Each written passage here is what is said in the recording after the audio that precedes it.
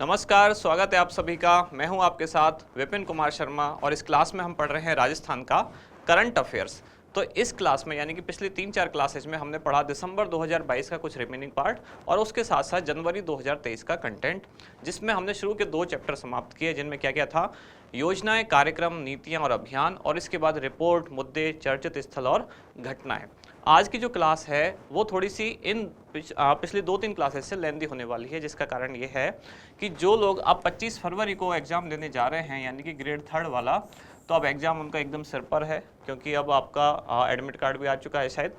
तो इसलिए इन लोगों की भावनाओं की कदर करते हुए कि जो 10-10 क्वेश्चन करके हम रेगुलर क्लास कर रहे थे, आज की क्लास में एक साथ हमने 30 क्वेश्चन किए हैं। यानी कि अब ये आज की लास्ट क्लास है जिसमें हम जनवरी 2023 का करंट अफेयर्स समाप्त कर देंगे। तो जो काम हम 3 क्लास में करने वाले थे आगामी, उसको आज ही हम समाप्त करने वाले हैं। यानी कि आज की क्लास में हम कौन कौन सी चीज़ें पढ़ेंगे? प्रमुख व्यक्तित्व, उसके अलावा नियुक्तियाँ, किसकी कहाँ नियुक्ति की गई, फिर इसके अलावा हम पढ़ेंगे इसमें पुरस्कार व सम्मान, उसके बाद क्या पढ़ेंगे? खेल व खिलाड़ी, और कुछ विविध जो छोटी मोटी चीज़ें हैं 2-4 क्वेश्चन उनको लेकर। कहने का मतलब, अगर रेगुलर हम क्लास करते तो इन कंटेंट पे हमें लगभग 3 क्लास लगती, जिसमें एक में हम करते प्रमुख व्यक्तित्व एवं नियुक्तियाँ, एक में हम करते पुरस्कार सम्मान, और एक में हम करते खेल खिलाड़ी व विविध। हमेशा हमने ऐसे ही किया है, लेकिन इस बार 10-10 क्वेश्चन 3 क्लासेज में करने के बजाय 30 क्वेश्चन आज एक ही क्लास में करेंगे। जिससे क्या होगा, आज ही के दिन आपका जो पूरा करंट अफेयर्स है, यानी कि पिछले 1 साल का, बल्कि 13 महीने का, जनवरी 2022 जहां से हमने शुरुआत की थी और वहां से लेकर अब जनवरी 2023 आपका आज समाप्त हो जाएगा। और एग्जाम में अब जितने भी दिन हैं, बाकी चीज़ों में आप रिवीजन में दे सकते हैं टाइम, या इसी चीज़ को रिवाइज करने के लिए या दूसरा सब्जेक्ट पढ़ने के लिए दे सकते हैं, ताकि आपको थोड़ा सा मेंटली प्रेशर कम किया जा सके। इसके लिए ऐसा किया जा रहा है। तो शुरुआत करते हैं, देखते हैं आज पहला क्वेश्चन क्या है। आज हम स्पीड भी थोड़ी ज़्यादा रखेंगे और क्वेश्चंस के जो ऑप्शन है उनको बहुत ज़्यादा डिटेल में पढ़ने के बजाय सीधा सीधा जनरल जैसी चीज़ें पूछी जाती हैं उन्हीं पर फोकस करेंगे। पहला क्वेश्चन क्या है कि कैप्टन शिवा चौहान, जिन्हें हाल ही में विश्व के सबसे ऊंचे युद्ध क्षेत्र कौन सा, सियाचिन ग्लेशियर में तैनात होने वाली पहली महिला अधिकारी बनी, इनका संबंध राजस्थान के किस जिले से है? तो एक क्वेश्चन तो यही पूछा जा सकता है कि किसको सियाचिन ग्लेशियर में नियुक्त किया गया, या ऐसा बनने वाली पहली महिला अधिकारी कौन है? तो उनका नाम है कैप्टन शिवा चौहान। ये नाम याद रखें, कैप्टन शिवा चौहान सियाचिन ग्लेशियर में नियुक्त होने वाली पहली महिला अधिकारी हैं। कौन सी पोस्ट है इनकी? पोस्ट से यहाँ मतलब है चौकी। किस चौकी पर इनको नियुक्त किया गया है? तो उसका नाम है कुमार पोस्ट। कुमार पोस्ट या कुमार चौकी आप कह सकते हैं। पोस्ट का मतलब यहाँ पद नहीं है, कुमार पोस्ट पर इनको नियुक्त किया गया है। नाम क्या है? शिवा चौहान। और इनका संबंध कहाँ से है? इनका संबंध है उदयपुर से। इसमें 2-3 चीज़ें पूछी जा सकती हैं। एक तो इनका संबंध कहाँ से है, या इनका नाम ही पूछा जाए, कौन सी पहली महिला अधिकारी बनी है जिनको सियाचिन ग्लेशियर में नियुक्त किया गया है, जो कि विश्व का सबसे ऊंचा युद्ध क्षेत्र है। तो वो है कैप्टन शिवा चौहान। गणित में विश्व कीर्तिमान स्थापित करने वाली वंशिका शर्मा का संबंध किस जिले से है? सीकर, झुंझुनू, चूरू या हनुमानगढ़? तो पहली बात तो ये, वंशिका शर्मा इन्होंने गणित में क्या कीर्तिमान स्थापित किया है? तो इन्होंने 6 अरब 31 करोड़ 40 लाख 92 हजार और 468, ये जो संख्या है इसका इन्होंने पहाड़ा 42 सेकंड में उल्टा और सीधा दोनों तरह से याद करके सुना दिया। यानी कि इतने बड़े पहाड़े को इन्होंने 42 सेकंड में सुना दिया। तो ये एक विश्व कीर्तिमान है, जो अभी तक ऐसा किसी ने किया नहीं है। हमको ये संख्या याद रखने में दिक्कत हो रही है, जबकि इन्होंने इसका पहाड़ा ही सुना दिया। आपसे भी संख्या नहीं पूछी जाएगी, आपसे केवल ये पूछा जाएगा इन्होंने किस चीज़ में विश्व कीर्तिमान स्थापित किया। तो एक पहाड़े को याद रखने में आप ऐसे सोच सकते हैं, 631 से जो शुरू होगा, यानी कि 6 अरब 31 करोड़ 40 लाख 92 हजार और 468। कैसे भी आप इसको याद रख सकते हैं, पूरी संख्या याद रखने की जरूरत नहीं है। याद ये रखना है कि इन्होंने कोई पहाड़ा याद किया था, काफ़ी लंबा एक पहाड़ा था, उसको उल्टा और सीधा दोनों तरह से 42 सेकंड में सुना दिया। इस काम से इन्होंने विश्व रिकॉर्ड स्थापित किया। और ये कहाँ से हैं? झुंझुनू। और झुंझुनू में भी कहाँ? तो चिड़ावा से इनका संबंध है। क्लियर? मुंबई में आयोजित red ink award 2022 for excellence in journalism समारोह में निम्नलिखित में से किसे journalist of the year award से सम्मानित किया गया? तो ये भी पूछा जा सकता है केवल इतना, जर्नलिस्ट ऑफ द ईयर से किसे सम्मानित किया गया, ये जानकारी आपको दी गई है ताकि आप क्वेश्चन के साथ ये चीज भी याद रखें कि इसका आयोजन कहाँ हुआ था। तो मुंबई में ये समारोह आयोजित हुआ जिसका नाम क्या था, red ink award 2022 for excellence in journalism. तो ये अवार्ड किसको दिया गया, इसका आंसर है बी यानी कि ओम गौड़, जो कि किस समूह से यानी कि पत्रकारिता के कौन से समूह से, कौन से समाचार पत्र से संबंधित हैं? तो ये है दैनिक भास्कर जो न्यूज़पेपर है, उसमें ये नेशनल एडिटर है कौन, ओम गौड़। अमेरिका के सिएटल में आयोजित 10वें वार्षिक ग्लोबल वुमेन फेस्टिवल 2022 में सम्मानित की गई रूमा देवी किस जिले की निवासी हैं? जैसलमेर, बाड़मेर, बीकानेर या जोधपुर। अब इस क्वेश्चन में एक खेल है बिना बात ही, और वो खेल क्या है कि क्वेश्चन सिर्फ इतना है कि रूमा देवी किस जिले की निवासी हैं, तब भी आप इसका आंसर बता सकते हैं। लेकिन पहली लाइन क्यों दी गई है, तो कई बार एग्जामिनर थोड़ा सा डराने को भी देता है, लेकिन यहाँ मैंने पहली लाइन इसलिए लिखी है ताकि आपको ये जानकारी भी याद रहे कि रूमा देवी को अमेरिका के सिएटल में एक फंक्शन हुआ जिसका नाम क्या था, 10वां वार्षिक ग्लोबल वुमेन फेस्टिवल, तो इसमें इनको सम्मानित किया गया। नाम है रूमा देवी और संबंध कहाँ से इनका, बाड़मेर, यानी कि बी आंसर आपका सही होगा। भूमिका शुक्ला जिन्हें हाल ही में भारतीय रग्बी टीम में चुना गया है का संबंध किस जिले से है? दो जानकारी ये होगी, भूमिका शुक्ला और किससे संबंध है, रग्बी खेल से इनका संबंध है। जिला पूछा गया है सीकर, भरतपुर, जयपुर या दौसा, तो भूमिका शुक्ला का संबंध है जयपुर से। श्री मानगढ़ धाम गौरव पुरस्कार निम्नलिखित में से किसे प्रदान किया गया? तो श्री मानगढ़ धाम एक पुरस्कार का नाम है, किसको प्रदान किया गया? ताराचंद मीणा, दुर्गाराम मोवाल, महेंद्र कुमार मीणा या किरण मीणा, तो ये प्रदान किया गया ताराचंद मीणा। कौन है ये? उदयपुर जिला कलेक्टर, तब इनको ये प्रदान किया गया था। बाकी लोग भी जिस संस्था ने ये अवार्ड दिया उसी से ही इन तीनों का भी संबंध है, और वो क्या संबंध है अगले क्वेश्चन में देखते हैं कि 10वें अंचल स्तरीय जनजाति प्रतिभा सम्मान एवं सर्व समाज शिक्षक गौरव समारोह 2022 में वितरित किए गए विभिन्न पुरस्कारों तथा उनके कार्य प्राप्तकर्ताओं का कौन सा विकल्प सही सुमेलित नहीं है? ये इतना बड़ा क्वेश्चन है, लेकिन इसमें केवल इतनी सी बात है, एक तरफ पुरस्कार का नाम है कि कौन सा पुरस्कार, और एक तरफ उसके जो प्राप्तकर्ता हैं उनका नाम है। अब ये जानकारी आपको बताने के लिए दी गई है ताकि इस तरह से भी आप चीजें याद रखें। कौन सा समारोह था? 10वां समारोह था, किसका? अंचल स्तरीय। अंचल स्तरीय यानी अंचल किसको बोलते हैं? क्षेत्र, किसी खास क्षेत्र की बात हो रही है, तो अंचल स्तरीय जनजाति प्रतिभा सम्मान एवं सर्व समाज शिक्षक गौरव समारोह 2022, इसमें कई सारे अवार्ड वितरित किए गए हैं। तो इसमें ही जो वितरित किया गया था ये अवार्ड भी इसी में दिया गया था। कौन सा? श्री मानगढ़ धाम गौरव पुरस्कार। तो मानगढ़ धाम गौरव पुरस्कार किसको मिला? तो वो तो मिला ताराचंद मीणा को। अब बाकी के जो पुरस्कार हैं और उनके प्राप्तकर्ता हैं वो आपको बताना है कि इनमें से कौन सा सुमेलित नहीं है। तो आदि कवि महर्षि वाल्मीकि गौरव पुरस्कार ये सही है, डॉक्टर किरण मीणा को मिला। श्री वीरवाला कालीबाई पुरस्कार ये मिला राज कलासुआ, ये भी सही है। वीर बालक एकलव्य पुरस्कार ये मिला डॉक्टर सुनील मीणा को, ये भी सही है। और चौथा है नानक भाई भील, ये मील नहीं है, मिसप्रिंट हुआ है, नानक भाई भील सामाजिक नेतृत्व पुरस्कार, तो यही इसका उत्तर है, यानी कि ललित मीणा को नहीं बल्कि किसको मिला है? ये मिला है रणवीर ठोलिया, इनको ये पुरस्कार दिया गया। कौन सा? नानक भाई भील सामाजिक नेतृत्व पुरस्कार। Public relation society of India द्वारा राजस्थान सरकार के किस विभाग को इफेक्टिव गवर्नमेंट कम्युनिकेशन अवार्ड प्रदान किया गया? तो इफेक्टिव गवर्नमेंट कम्युनिकेशन अवार्ड किसके द्वारा प्रदान किया जाता है? पहली बात तो ये किसके द्वारा? तो public relation society of India द्वारा। अब राजस्थान सरकार के एक विभाग को दिया गया, विभाग को क्यों दिया गया उसका भी कारण बताऊंगा। पहले आपको विभाग का उत्तर बताना है, कौन सा? सूचना प्रौद्योगिकी एवं जनसंचार, सूचना प्रौद्योगिकी एवं संचार, सूचना एवं जनसंपर्क विभाग, विज्ञान एवं प्रौद्योगिकी विभाग या चिकित्सा स्वास्थ्य एवं परिवार कल्याण विभाग। ये दिया गया था सूचना एवं जनसंपर्क विभाग को, DIPR जिसको हम कहते हैं। और इसी विभाग के आधार पर हम हर दिन डिस्कस करते हैं कौन सी हमारी पत्रिका? सुजस और सुजस की ही मोबाइल ऐप, सुजस ई बुलेटिन, ये सारे जो नवाचार किए गए जनता से जुड़ने के लिए राजस्थान सरकार का ये प्रयास है। तो इस विभाग की इन्हीं सारे नवाचारों के लिए भारत सरकार द्वारा पुरस्कार दिया गया। किस सोसाइटी द्वारा या किस संस्था द्वारा? Public relation society of India द्वारा। कौन सा अवार्ड दिया गया? Effective government communication. अवार्ड में भी पता चल रहा है कम्युनिकेशन किसका इफेक्टिव है, तो इफेक्टिव गवर्नमेंट कम्युनिकेशन। तो इस विभाग का कम्युनिकेशन, इसका नाम ही यही है, सूचना एवं जनसंपर्क विभाग। तो इसको यह अवार्ड दिया गया सुजस के लिए या विभिन्न कारणों से पब्लिक से जुड़ने के लिए।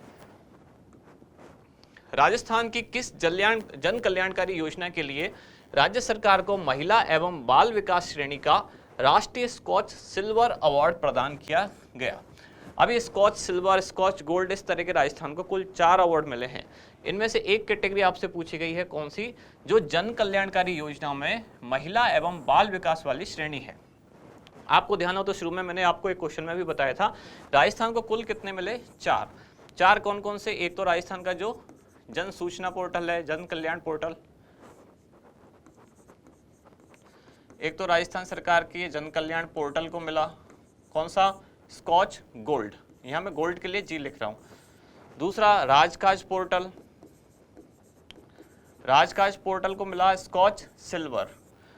तीसरा हो गया Rajasthan housing board, Rajasthan housing board को भी मिला स्कॉच गोल्ड। और चौथा कौन सा हो गया? ये है इंदिरा गांधी मातृत्व पोषण योजना, और इसको मिला है स्कॉच सिल्वर। अब आप कहोगे स्कॉच गोल्ड दो को कैसे या स्कॉच सिल्वर दो को कैसे?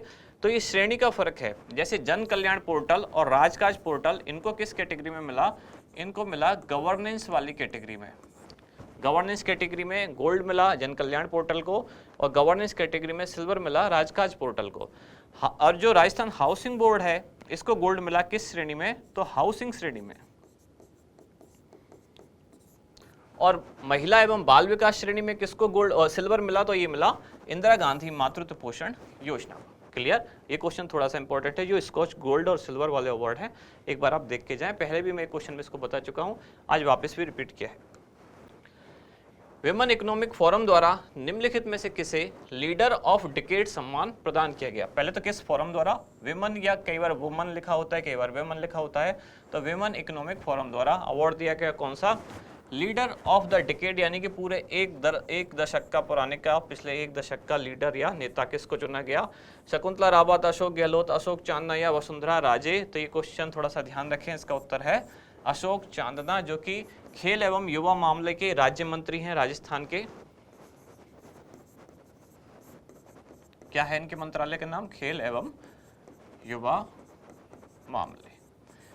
इसमें क्या है, कैबिनेट मंत्री है? नहीं, ये है राज्य मंत्री, ये स्वतंत्र व्यवहार वाला मंत्रालय। तो इनको दिया गया विमेन इकोनॉमिक फोरम द्वारा लीडर ऑफ डिकेड सम्मान। अगला क्वेश्चन, केंद्रीय साहित्य अकादमी द्वारा वर्ष 2022 का राजस्थानी भाषा, ये पूरा प्रिंट नहीं हुआ है, राजस्थान भाषा नहीं, ये है राजस्थानी भाषा का साहित्य अकादमी पुरस्कार किसे प्रदान किया गया? इसमें 2-3 चीजें आपको ध्यान रखनी। एक तो ये केंद्रीय संस्था है जो साहित्य अकादमी पुरस्कार प्रदान कर रही है, नई दिल्ली वाली केंद्रीय साहित्य अकादमी पुरस्कार। दूसरा वर्ष 2022 का पूछा गया है। तीसरा फिर राजस्थानी भाषा के लिए पूछा गया है।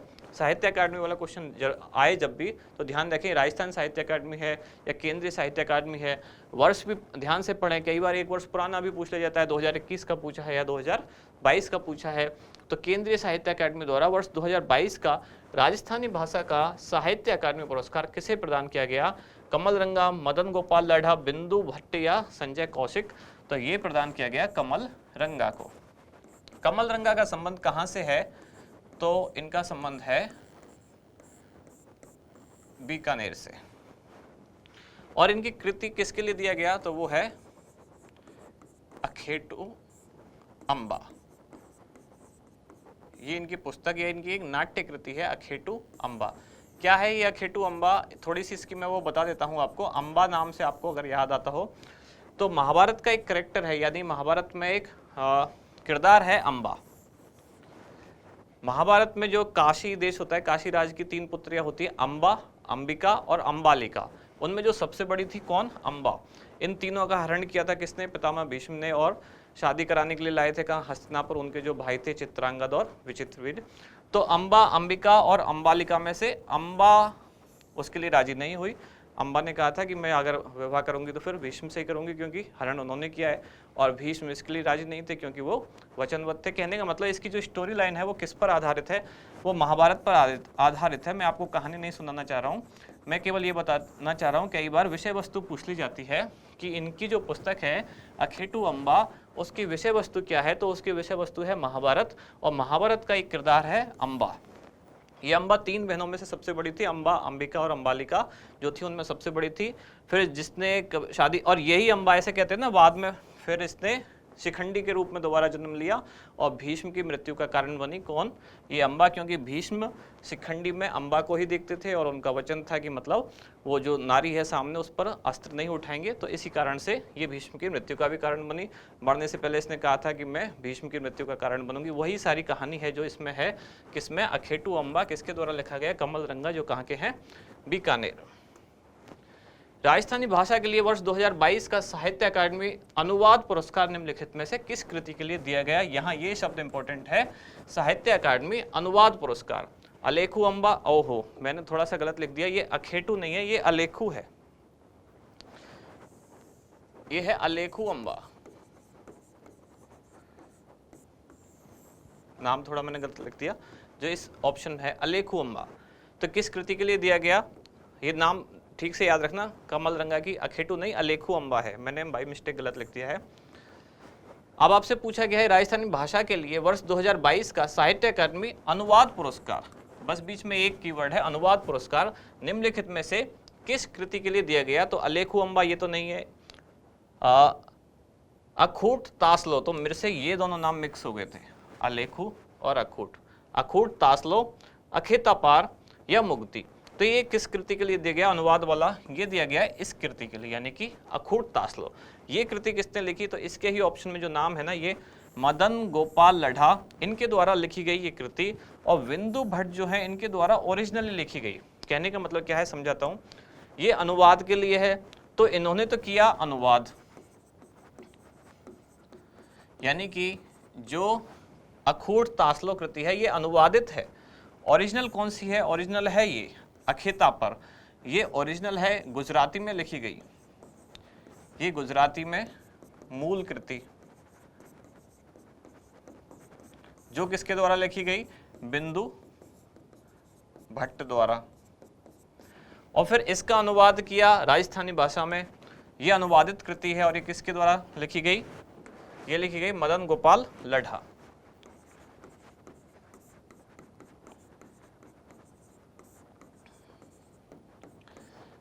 और इस कृति के लिए यानी अनुवाद के लिए, तो अनुवादित कृति ये है, इसी के लिए इनको कौन सा अवार्ड मिला? साहित्य अकादमी अनुवाद पुरस्कार। राजस्थानी भाषा के लिए किसको मिला? पुरस्कार मिला मदन गोपाल लढ़ा को, लेकिन कृति का नाम क्या है? अखूट तासलो। और इससे पहले वाले क्वेश्चन में जो था कमल रंगा, उनकी कृति का नाम अलेखू अम्बा है। क्लियर? राज्य में रिस्पॉन्सिबल टूरिज्म को प्रोत्साहन देने वाले उद्यमियों को पुरस्कृत करने के लिए प्रारंभ किए गए the Indian responsible tourism state award 2022 का ओवरऑल विनर कौन रहा? तो इस अवार्ड में, ये नया नया शुरू किया है अभी राजस्थान सरकार द्वारा, इस अवार्ड में कुल 8 श्रेणियों में, 8 अलग अलग श्रेणियों में ये अवार्ड दिया गया। उनमें से पूछा गया है कि ओवरऑल विनर कौन रहा? तो ओवरऑल विनर जो रहा उसका नाम है कंकड़वा हवेली, जो कहाँ है? उदयपुर। राज्य सरकार द्वारा ओलंपिक खेलों में स्वर्ण पदक विजेताओं को पुरस्कार राशि कितनी कर दी गई है? ये क्वेश्चन बहुत तेजी और पूछे भी जा सकते हैं ऐसे क्वेश्चन, कई सारे क्वेश्चन में, यानी कि खेल के क्षेत्र में बहुत सारी घोषणाएं की गई हैं, जैसे कि महाराणा प्रताप अवार्ड की राशि बढ़ा दी गई, गुरु वशिष्ठ अवार्ड की राशि बढ़ा दी गई, पहले 1 लाख थी 5 लाख कर दी गई। ऐसे जो पदक विजेता हैं ओलंपिक में, स्वर्ण पदक वाले को 3, रजत वाले को ये हो गया स्वर्ण यानी गोल्ड, 2 किसको हो गए? सिल्वर को, और 1 करोड़ किसको? ब्रॉन्ज को। किसकी बात हो रही है? ये ओलंपिक की। लेकिन अगर बात की जाए एशियन गेम और एशियन के साथ साथ राष्ट्रमंडल या कॉमनवेल्थ गेम, हाँ, एक और बात बता दूं, अभी बहुत से लोग राष्ट्रमंडल और कॉमनवेल्थ अलग अलग ना समझे, एक ही बात है, इंग्लिश और हिंदी का फर्क है। कॉमनवेल्थ को ही राष्ट्रमंडल खेल कहते हैं। तो एशियन या कॉमनवेल्थ में जो गोल्ड जीतेगा उसको कितने रखे गए, सिल्वर वाले को कितने रखे गए और ब्रॉन्ज वाले को कितने रखे गए। तो गोल्ड जीतने वाले को कितने, 1 करोड़ एशियन में, एशियन और कॉमनवेल्थ में। सिल्वर वाले को 60 लाख और लास्ट में बचा ब्रॉन्ज वाले को 30 लाख। ये किस में हो गए, तो ये हो गए एशियन और कॉमनवेल्थ में। आप चाहें तो एक स्क्रीनशॉट ले लें क्योंकि ये आंकड़े इंपॉर्टेंट है।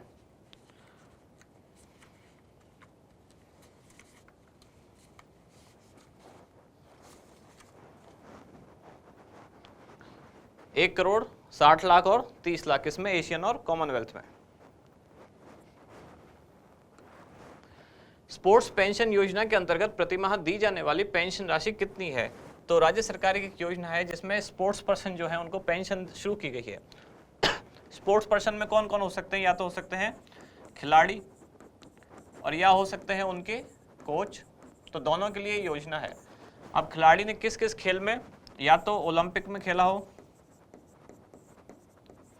या एशियन गेम्स या फिर राष्ट्रमंडल या कॉमनवेल्थ,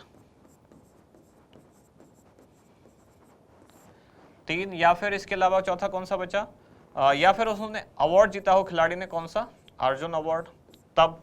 और कोच है यार, अगर और किसने कौन सा अवार्ड जीता है, द्रोणाचार्य अवार्ड। तो वो सभी इस योजना के यानी कि स्पोर्ट्स पेंशन योजना के पात्र होंगे, जिसमें उनकी आयु भी 40 वर्ष या उससे अधिक होनी चाहिए। जब वो 40 वर्ष की आयु पार कर लेंगे उसके बाद उनको प्रति माह 20,000 रुपये की राशि दी जाएगी। कौन सी योजना, स्पोर्ट्स पेंशन योजना। ओलंपिक, एशियन, कॉमनवेल्थ गेम में या अर्जुन अवार्ड ही हो या द्रोणाचार्य अवार्ड ही हो, 40 साल की उम्र के बाद उनको प्रति माह 20,000 रुपये दिए जाएंगे। कौन सी योजना, स्पोर्ट्स पेंशन योजना। राज्य स्तरीय प्रतियोगिता में स्वर्ण पदक विजेता खिलाड़ियों को पुरस्कार राशि कितनी कर दी गई है। अच्छा, एक तो हमने पढ़ा ओलंपिक में स्वर्ण पदक, एक हमने पढ़ा फिर एशियन या कॉमनवेल्थ में। ऐसे ही अगर स्टेट लेवल के गेम हैं तो उनमें स्वर्ण पदक जीतने वाले खिलाड़ी को कितने रुपए, तो उसमें दिए जाएंगे 1 लाख रुपए गोल्ड के लिए, 50,000 रुपये सिल्वर के लिए और 30,000 रुपये ब्रॉन्ज के लिए, यानी कि स्वर्ण, रजत और कांस्य। निम्नलिखित में से किस खेल को राजीव गांधी शहरी ओलंपिक में शामिल नहीं किया गया है। तो कई बार हमने पढ़ा, अच्छा शहरी ओलंपिक का आयोजन स्थगित कर दिया गया है, वो बात अलग है, लेकिन ये चीजें पूछी जा सकती हैं। कुल कितने खेल हैं, तो कुल 7 खेल हैं। इनमें से कौन सा खेल है जो उसमें शामिल नहीं है, वो है हॉकी। इसका मतलब कबड्डी भी शामिल है, बास्केटबॉल भी शामिल है, फुटबॉल भी शामिल है। इसके अलावा और कौन सा, एथलेटिक्स शामिल है, वॉलीबॉल शामिल है और इसके अलावा टेनिस बॉल, क्रिकेट शामिल है। तो जो शामिल नहीं है वो कौन सा है, हॉकी। जालंधर में आयोजित 71वीं Akhil Bharatiya police volleyball cluster 2022 प्रतियोगिता में राजस्थान पुलिस ने कौन सा स्थान प्राप्त किया। तो 2 जानकारी दी गई, एक तो जालंधर में आयोजित की गई और अखिल भारतीय पुलिस वॉलीबॉल प्रतियोगिता थी जिसमें राजस्थान पुलिस ने कौन सा स्थान प्राप्त किया। तो राजस्थान पुलिस ने इसमें पहला स्थान प्राप्त किया। बहुत सारे, कुल राजस्थान पुलिस ने इसमें 14 स्वर्ण जीते, 5 कुछ ट्रॉफियां जीती, 6 रजत जीते, 3 गोल्ड, 3 ब्रॉन्ज जीते। इस तरह से बहुत सारे पदक जीतने के बाद राजस्थान पुलिस में रही पहले स्थान पर। राज्य स्तरीय जनजाति खेलकूद प्रतियोगिता 2023 का आयोजन कहाँ किया गया। तो डूंगरपुर, बांसवाड़ा, उदयपुर या जयपुर। तो जनजाति से संबंधित ही हैं तीनों जिले। तो इनमें से कोई उत्तर होना चाहिए। तो इसका उत्तर क्या है, वो है उदयपुर। तो राज्य स्तरीय जो जनजाति खेलकूद प्रतियोगिता थी 2023 वाली, उसका आयोजन कहाँ हुआ, उदयपुर में। एसएमएस स्टेडियम जयपुर में आयोजित 41वीं senior national shooting ball championship में राजस्थान की पुरुष टीम ने कौन सा स्थान हासिल किया, पहला, दूसरा, तीसरा या चौथा। तो ये जानकारी तो आपको पता चल गई कि आयोजन कहाँ हुआ, तो एसएमएस स्टेडियम जयपुर में। ऐसे भी पूछा जा सकता है कि 41वीं senior national shooting ball championship का आयोजन कहाँ किया गया, तो जयपुर के एसएमएस स्टेडियम में। इसमें राजस्थान की पुरुष टीम ने कौन सा स्थान हासिल किया, दूसरा। तो फिर बात है कि पहला किसने हासिल किया, तो पहला यानी कि विजेता कौन रही इसमें, तो एम्स दिल्ली की टीम यहाँ विजेता रही।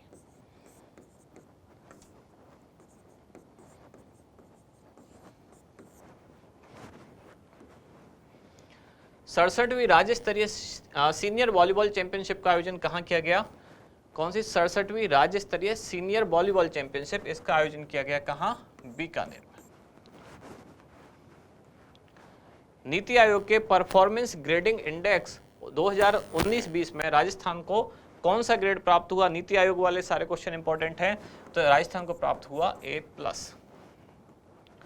जयपुर तथा जोधपुर के बाद अब राजस्थान के किस शहर में जीनोम सीक्वेंसिंग की सुविधा उपलब्ध हो सकेगी? यानी एक बात तो ये पता चल गई, जयपुर और जोधपुर में तो पहले से ही है, अब किसी तीसरे शहर में भी शुरू की जाने वाली है, और वो शहर कौन सा है? वही जहां पुलिस कमिश्नरेट भी शुरू होने वाली है। तो इन्हीं 3 शहरों में राजस्थान में पुलिस कमिश्नरेट प्रणाली है। कौन कौन से? वर्तमान में जयपुर और जोधपुर में है, तीसरा कोटा में शुरू होने वाली है। तो यही जीनोम सीक्वेंसिंग भी होने वाली है शुरू। जीनोम सीक्वेंसिंग की सुविधा क्या होती है? जो ह्यूमन जीन होते हैं उनका पैटर्न बताना, कौन सा जीन कैसे जुड़ता है, क्या उसकी सीक्वेंसिंग है, यानी कि जो जीन टेक्नोलॉजी या जेनेटिक्स जिसे कहते हैं उसका ये अध्ययन है। जेनेटिक्स में जीनोम की सीक्वेंसिंग के अध्ययन करने के लिए एक नई सुविधा कहाँ शुरू होने वाली है? तो वो शुरू होने वाली है कोटा में। पहले से कहाँ है? जयपुर और जोधपुर में पहले से है। विद्युत प्रसारण निगम द्वारा किन 2 132 kV ग्रिड सब स्टेशन को महिला GSS यानी कि महिला ग्रिड सब स्टेशन बनाया गया है? यहाँ थोड़ा सा कंफ्यूज ना हो, ये क्वेश्चन ये पूछना चाह रहा है कि 132 kV की जो ग्रिड सब स्टेशन है उनमें से 2 ग्रिड सब स्टेशन यानी कि GSS ऐसे हैं जिनको महिला GSS यानी कि वहाँ महिला ही होंगी वो बनाया गया है।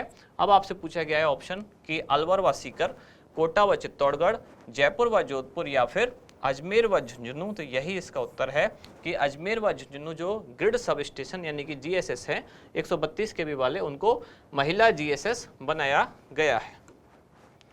सामाजिक सुरक्षा पेंशन योजना के वार्षिक सत्यापन के लिए राज SSP नामक मोबाइल ऐप किस संस्था, ये संख्या नहीं कि किस संस्था द्वारा विकसित किया गया? अभी अभी हमने सुजस वाली क्लासेस में भी पढ़ा था कि राज SSP जो मोबाइल ऐप है वो लॉन्च की गई है, और ये किस संस्था द्वारा बनाई गई है?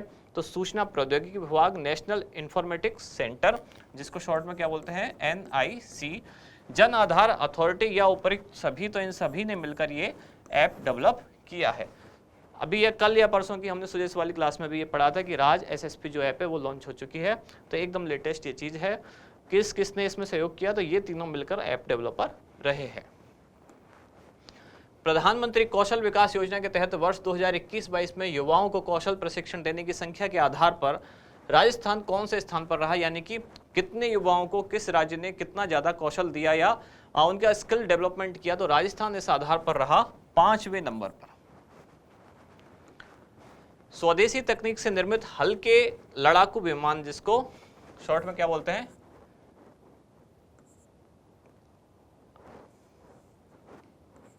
लाइट कॉम्बैट एयरक्राफ्ट भी बोलते हैं कई बार, या लाइट कॉम्बैट व्हीकल भी बोलते हैं।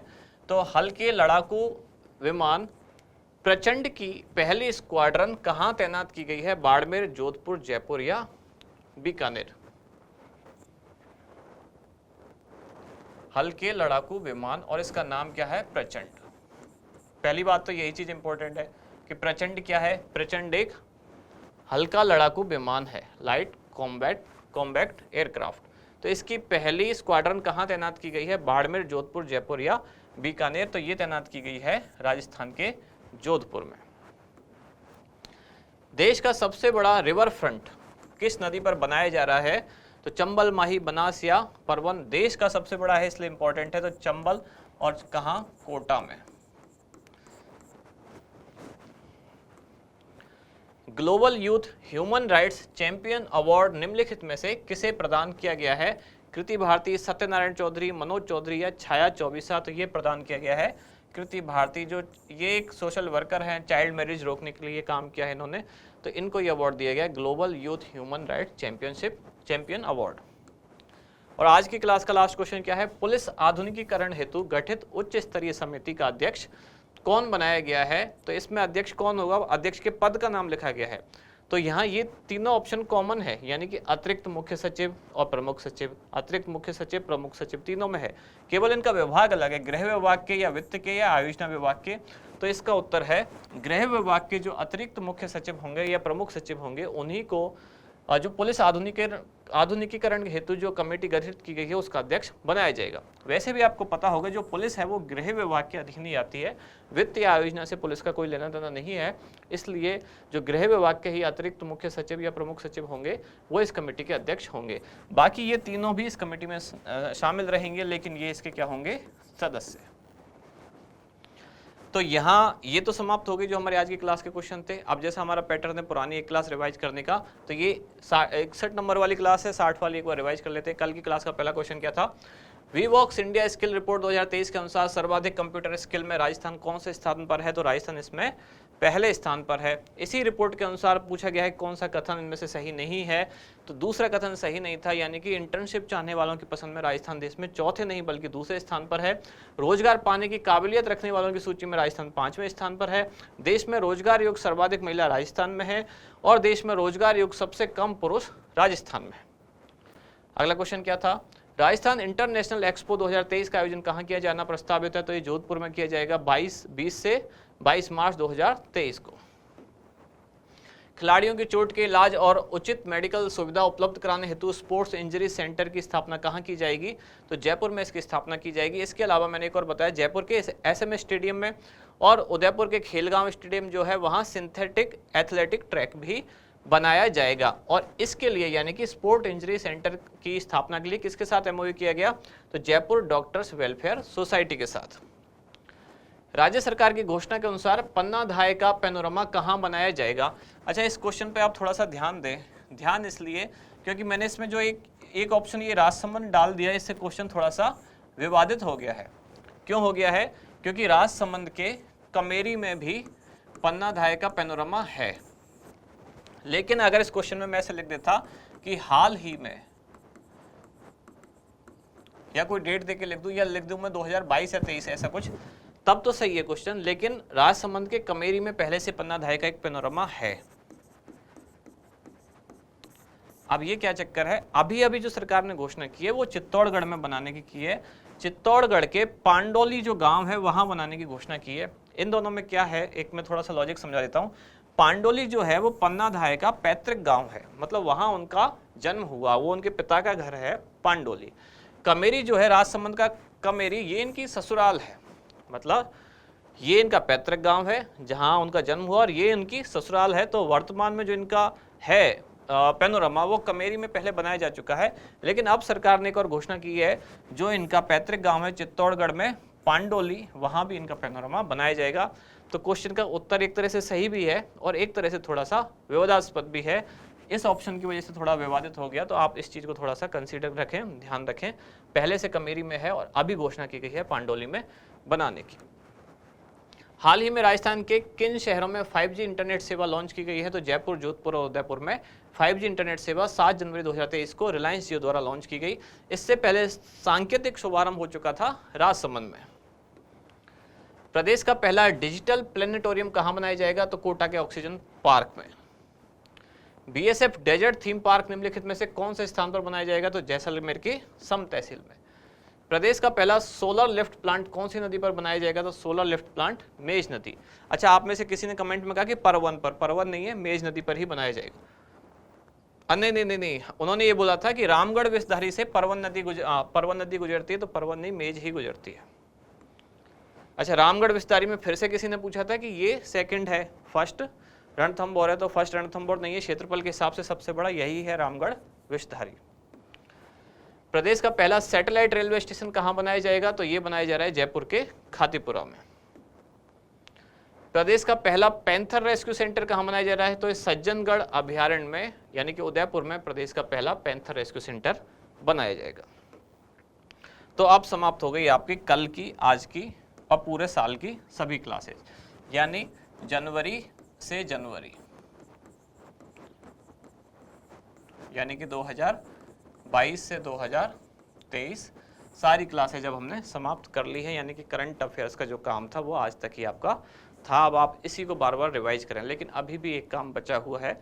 देखा जाए तो वैसे पेंडिंग नहीं है, फिर भी आप लोगों ने भी कहा और हम भी चाहते हैं ज़्यादा से ज़्यादा चीज़ें आपको डिलीवर कर पाएँ।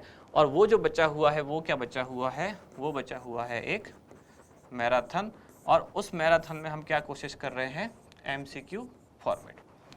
अब मैं एक बात बता देता हूँ आपको, वैसे देखा जाए तो ऐसा नहीं है इसमें कुछ बहुत नया आने वाला है। इसमें हम जो पढ़ाएंगे वो सब हम पहले भी कई बार पढ़ चुके हैं। देखते हैं कैसे। यहाँ से यहाँ तक कि जनवरी 2022 से जनवरी 2023 तक हमने आज 61 क्लासेज कंप्लीट की, यानी कि 61 क्लास में हमने 13 महीने का करंट अफेयर्स कंप्लीट हम कर चुके हैं। इन 61 क्लासेज में जितने क्वेश्चन आए थे, अभी 56 या 57 क्लास से पहले तक के जितने क्वेश्चन थे, यानी कि कुल 595 कुछ MCQ थे, उनकी हम PDF भी टेलीग्राम पे डाल चुके हैं। उसकी एक आपको वार्षिकांक के रूप में कंटेंट भी, उसकी कॉपी भी मिल चुकी होगी। तो यानी कि अभी तक हमने क्या किया, 61 क्लासेज में तो MCQ पूरे किए। इसके अलावा सुजस वाली क्लास आप रेगुलर देख रहे होंगे, और यदि नहीं भी देख रहे हैं तो फिर हमने एक मैराथन भी की थी। और ये मैराथन किसके लिए, जब सेकंड ग्रेड वाला एग्जाम था तब 1 लाइनर फॉर्मेट में हमने ये मैराथन कंप्लीट की थी, जिसमें जनवरी से लेकर नवंबर तक का करंट अफेयर्स था। ये वाली थी मैराथन 1 लाइनर में। तो अभी तक हमने क्या क्या पढ़ा है राजस्थान करंट में, जनवरी 2022 से 2023 तक MCQ के फॉर्मेट में सारी चीज़ें पढ़ चुके हैं। कुल 61 क्लासेज हो चुकी हैं, प्लस एक मैराथन 1 लाइनर फॉर्मेट में हम कर चुके हैं, प्लस एक फ्लैगशिप वाली क्लास भी हम कर चुके हैं, जिसमें राज्य सरकार की सभी योजनाएं, फ्लैगशिप प्लस जन कल्याणकारी। अब वहाँ थंबनेल में जरूर लिखा हुआ है 60, लेकिन वो 60 से भी ज़्यादा हैं, लगभग 90 प्लस कुछ जन कल्याणकारी और 33 फ्लैगशिप योजनाएं। उस वाली क्लास में कुल हमने लगभग 126 योजनाएं पढ़ी थी। तो अभी तक इतना सब कुछ हम कर चुके हैं। तो अगर आपके पास और ज़्यादा समय नहीं है तो आप इसी चीज़ को ही रिवाइज कर सकते हैं।